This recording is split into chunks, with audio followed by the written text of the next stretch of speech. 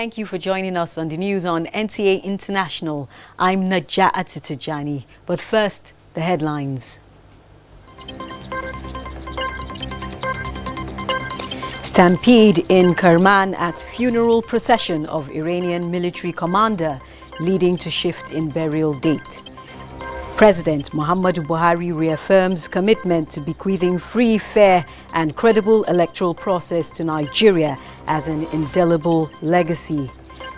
Federal government advocates synergy in signing of treaties by agencies of government. And now the news in detail. The standoff between Iran and the United States has continued to trigger political and security uncertainty in the Middle East. This is coming as political and economic analysts are of the view that if the situation is not de-escalated, it will not stop in the Gulf region alone, but global economy will be affected. Musa Baba Aliu reports. The United States' decision to launch an attack on Iran took many by surprise, as no one saw it coming, following President Donald Trump's pronouncement on Christmas Day that what America needs is peace in the Middle East. The attack killed a senior Iranian security officer, Qasem Soleimani, while leaving Baghdad, Iraq. Soleimani has been perpetrating acts of terror to destabilize the Middle East for the last 20 years. Though the burial of the general that was earlier scheduled for this Tuesday was shifted to Wednesday, 8th of January, as a result of stampede that erupted on Tuesday at a funeral procession. The Iranians and their allies across the world are in mourning and been reacting to the death of the general. Tehran described the killing of its general as a provocative move from US and vowed to retaliate in more painful manner. Let us not forget the terrible human suffering caused by war. As always, ordinary people pay the highest price. The manner Iran plans to retaliate and possible American counterattack remain unknown. However, analysts are of the view that their action and inaction will further trigger the political, economic and security fragility of the Middle East. Middle East contributes about 50% of the global oil production and supply rather, and the Strait of Hormuz is responsible for about 25% of the oil, the movement of the tankers that supplies oil worldwide. So whenever there's a crisis in that region, you can see how much it will impact the global economy because of the dominant role which oil plays in the global economy. This has begun to manifest as the tension has triggered up prices of crude oil. This may sound good to oil exporting countries, just like what happened during the US-Iraq war in the 90s. However, there is the fear that the gravity may be higher, as this may also affect the global oil production. Musa Baba Aliu, NTA News. Thank you, Musa. And joining us to give an insight into the US-Iran tensions is Ambassador Rabiu Dagari, who served as Nigeria's ambassador to Venezuela. Sir, you are welcome to the NTA International studios. Thank you very much. I'm happy to be here. Thank you very much, sir. I'd like to go straight to the point now. As a diplomat, in your expert opinion, will there be any political and economic consequences on the palpable tension in the Middle East over last Friday's airstrike? Well, certainly that is a very important region of the world, and to have such a crisis going on there is going to be a disruptive situation for the entire globe, especially as regards the supply of oil to that oils the global economy. You remember Saudi Arabia is one of the biggest, if not the biggest, oil producers in the world, and it is one way or the other linked to this crisis because they are having their ongoing conflict with Iran. You know, the Shia-Sunni crisis is there between them, and you know, Saudi Arabia had to endure a drone attack on some of their oil facilities that cripple about half of their oil supply to the world. So that is a very important region that could have serious damaging effects on the global economy, particularly if the oil price goes up as it is doing now.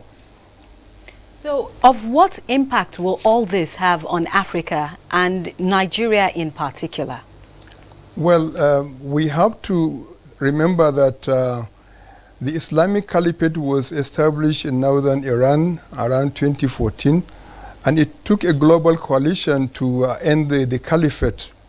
So what is happening is that the coalition that has ended the caliphate, that comprises the US, the Iranian militias, the Kurdish Peshmergas, and the Popular Movement forces of Iraq, which is affiliated to Iran, have all worked together to bring down the caliphate. So what is happening is that this coalition has now disbanded, and they have acrimonious relationship among them. So, and as we are talking now, the Islamic State is regrouping.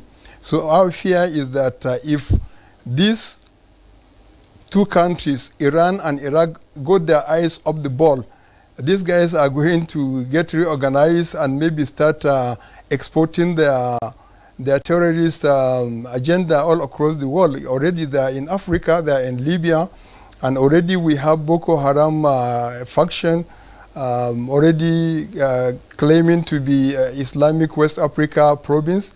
So we have a situation that could escalate and make our security situation even more delicate than it is already.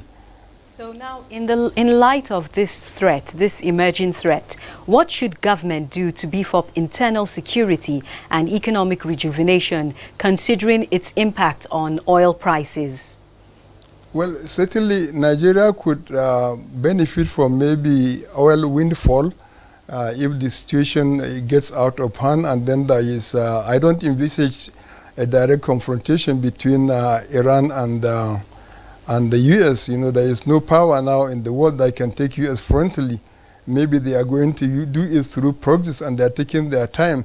But this is going to have definitely effect on the oil price if the crisis continues. So Nigeria might have a windfall, you know. But the way with windfall is you don't know how to manage it, then you lost. You know, we have had such situation in the past where we had the windfall, but it wasn't properly managed by previous administration. Such a windfall has not happened in this country before. But our main concern should be how to stop the effects spilling over into Africa through the ISIS elements that are already in some countries. We have seen the spike in attacks in Burkina Faso, in Mali, and in Niger recently. And these are places that could allow openings that will lead to Nigeria and other places in West Africa. So the government will really need to study the situation and see that all loopholes that will allow for the infiltration of ISIS fighters or affiliates of ISIS coming into Nigeria is blocked. And finally, is there any relationship between this airstrike and the one that happened on July 3, 1988? The airstrike that happened when? In 1988. 1988. Is there any relationship? Well, you have to go back to 1979 to understand the crisis between America and Iran. That was when the Iranian Revolution took place, and about 52 Americans were kept hostage for about 444 days in Iran before they were released. You know, so there has been this tension between America and Iran since then. America never maintains a diplomatic presence in Iran. Its interest is covered by Switzerland, by Swiss embassy in Tehran. So what is happening is that there has been building up of tensions between the two countries. There are accusations that Iran is trying to impede the international navigation. Sir, let me cut you there. Speaking of that, briefly, what can be done to then manage this situation between the U.S. and Iran, in a nutshell? Well, in a nutshell, is to ask for the two sides to de-escalate, to actually, whatever their intentions is now, is to place maybe move back a little bit. I know there was an attempt by the Japanese Prime Minister Shinzo Abe to negotiate a peaceful agreement, negotiation between Iran and the United States. It didn't work. Macron of France tried to do the same. It didn't, but it is going to be in the interest of both parties to really pull back from the brink, because it is something that will have disastrous effect in the world. There is Russia waiting, there is Israel on the sides. There are so many other countries that would get plunged into this crisis, because Russia is already in Syria, and if America is going to attack any interest of Iran, certainly Syria is not going to be spared. So it is going to be a very complicated crisis. So we hope common sense will prevail, and then they will pull back from the brink. Thank you very much, Ambassador. That was Ambassador Rabiu Dagari, who served as Nigeria's ambassador to Venezuela. Now, President Muhammadu Buhari has restated his unshakable resolve towards engendering free, fair and credible electoral process in the country. To this end, he charged the Independent National Electoral Commission and the Nigeria Police Force to not only be firm and fair, but provide a level playing and secure environment for all in the discharge of their responsibilities. This was at a strategic meeting with the INEC chairman, Professor Mahmoud Yakubu, and the Inspector General of Police, Muhammad Adamu. State House correspondent Adamu Sambu reports. President Muhammadu Buhari has never hidden his desire and commitment to bequeath to Nigerians an electoral process that is free, fair and credible. This meeting with officials of the nation's electoral umpire and the #1 law enforcement officer could best be described as walking the talk. All litigations in respect of the last general elections have been finalized. As a result, 30 national and state assembly elections have been nullified. 2 of the elections have already been conducted, while January 25th has been fixed for the remaining 28 across 11 states of the Federation, and INEC says it is ready.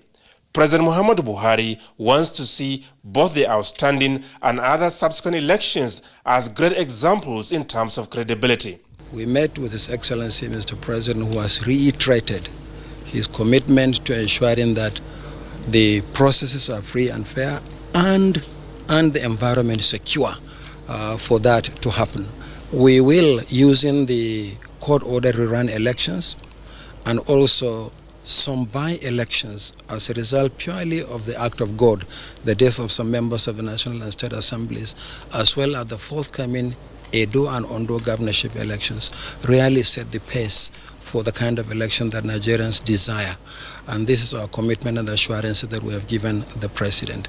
The Inspector General of Police, Muhammad Adamu, assured the President that the Nigeria Police will not shirk its responsibilities in the provision of a secured political environment. There must be secured environment.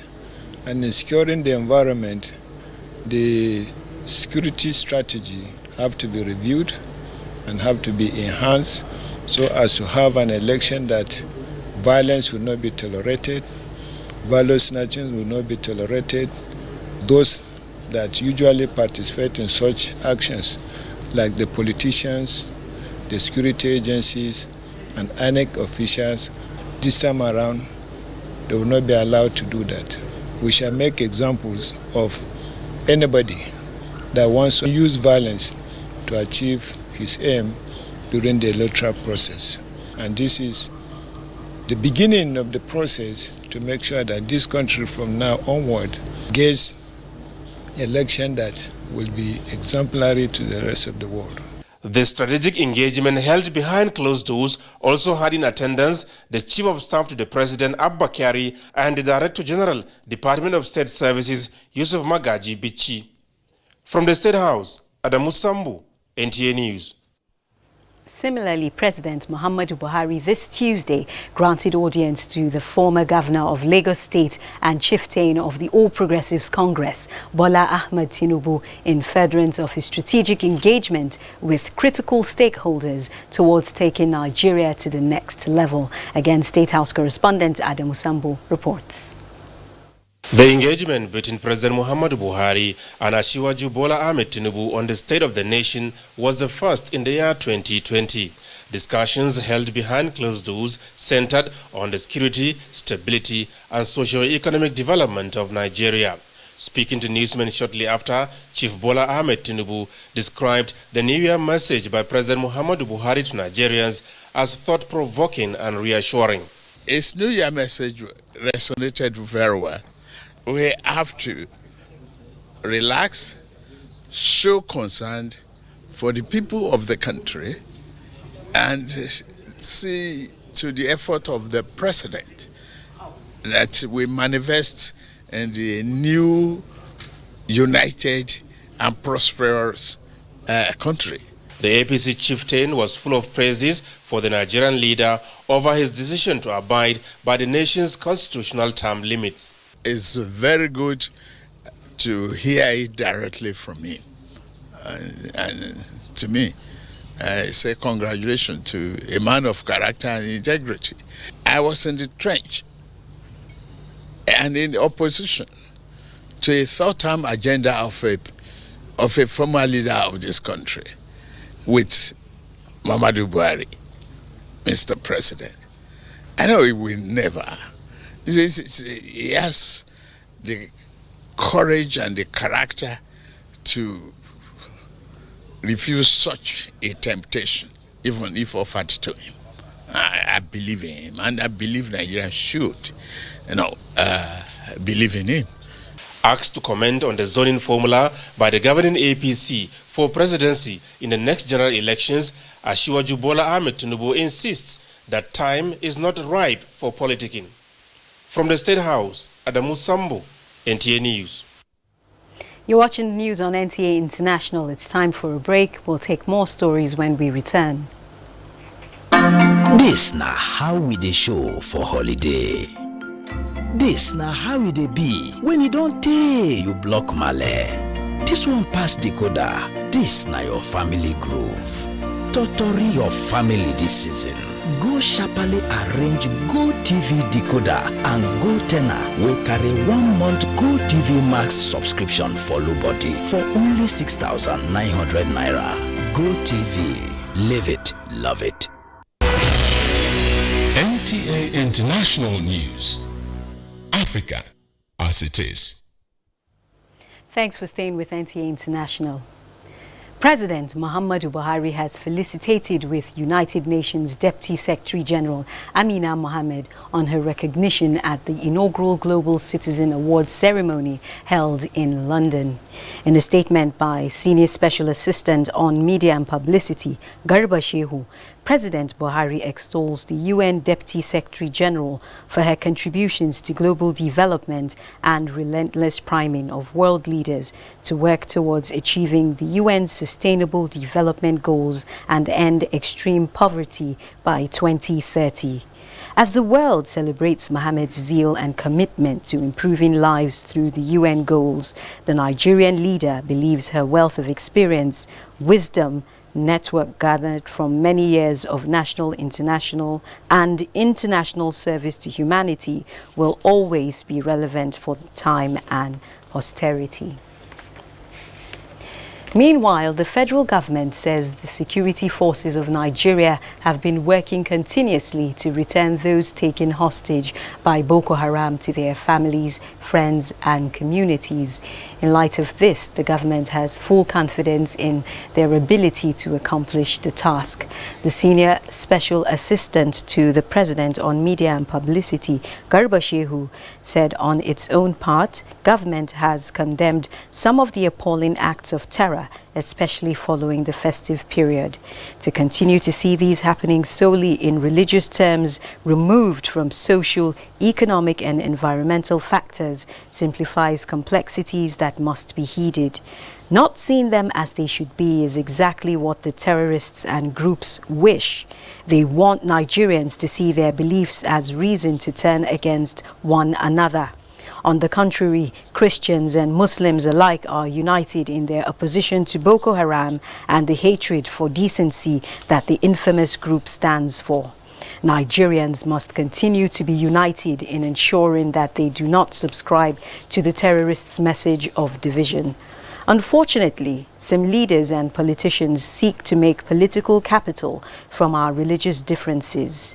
As we fight Boko Haram on the ground, so too must we tackle their beliefs. Stability and unity in the face of their hatred is itself a rejection of their world view. This government shall never tolerate religious intolerance. We clearly and unambiguously restate our support for the freedom to practice whichever belief you wish. The politicization of religion as forbidden by the Constitution has no place in Nigeria.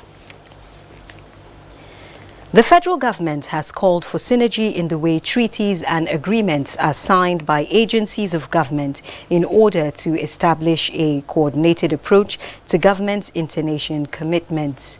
Minister of Justice and Attorney General of the Federation, Abubakar Malami, made this call in Abuja while inaugurating the National Depository of Treaties. Femi Okewo reports. There is a claim making the rounds in Nigeria that ministries, departments, agencies, and even NGOs fly out of the country to attend conferences and end up signing agreements or treaties without involving the federal government or the National Assembly since its existence. Now that is to become a thing of the past now with the inauguration of the National Depository of Treaties. Section 4 of the Treaties Making Procedure Act 2004 designates the Federal Ministry of Justice as the depository of all treaties entered into between the Nigerian Federation and any other country. But due to the uncoordinated way agencies of government sign agreements, the Federal Ministry of Justice has now established a depository that will not only keep records of the treaties and agreements that Nigeria is a signatory to, but will also create access for them, both for local and international reference. It is indeed about transparency, accessibility, and order in line with the commitment of the federal government to open government partnership, among others. The National Assembly, which was represented at the event by the chairman of the House of Representatives Committee on Treaties, is particularly excited by this development, just as allied institutions too called for the streamlining of the processes leading to the documentation of Nigeria's international commitment. The inauguration of the National Depository of Treaties, the Solicitor General of the Federation, Dayo Akpata, says, will curb contradictions in Nigeria's international commitments. In Abuja, Femi Okewo, NTA News. And now to conflict resolution. Leaders of Niger Delta ex-agitators under Phase 3 of the amnesty program have applauded steps so far taken by the federal government in deepening peace in the Niger Delta region. At a meeting with the coordinator, Presidential Amnesty Program, Professor Charles Dokubo in Uyo, Akwa Ibom State, the ex-agitators acknowledged that the program has empowered them for a brighter future. Clement Barikui reports. Poverty, lack of engagement of the youth in meaningful ventures, and a feeling of neglect were among issues that gave birth to various agitations in the Niger Delta region before the launch of the amnesty program in 2009. 10 years already gone by, and youth of the region, particularly ex-agitators, are now meaningfully engaged in different vocational trainings and schemes under the Presidential Amnesty Program. Me, I'm training people in agric, so it's a plus to me. For before, we don't have these opportunities. A lot of people are in school, and their school fees, tuitions, and allowances are being paid steadily. And this Avengers issue, all have gone with the effort of President Buhari and the support of the SC to the President of Niger Delta and the Coordinator Presidential Amnesty Program. This meeting between leaders of Niger Delta ex-agitators and the coordinator of Presidential Amnesty Program, Professor Charles Dokubo, is meant to resolve issues affecting Phase 3 of the Amnesty Program and chart new ways for deepening the existing peace in the region. We are going to set a new pathway so that those issues that have been raised will be addressed. The sustained engagement of the Niger Delta X agitators by the federal government has allowed for daily oil production growth, even as government remained focused on adopting new strategies to sustain the stability and security in the region. In Uyo, Clement Barikui, NTA News. Up next is Sports Update.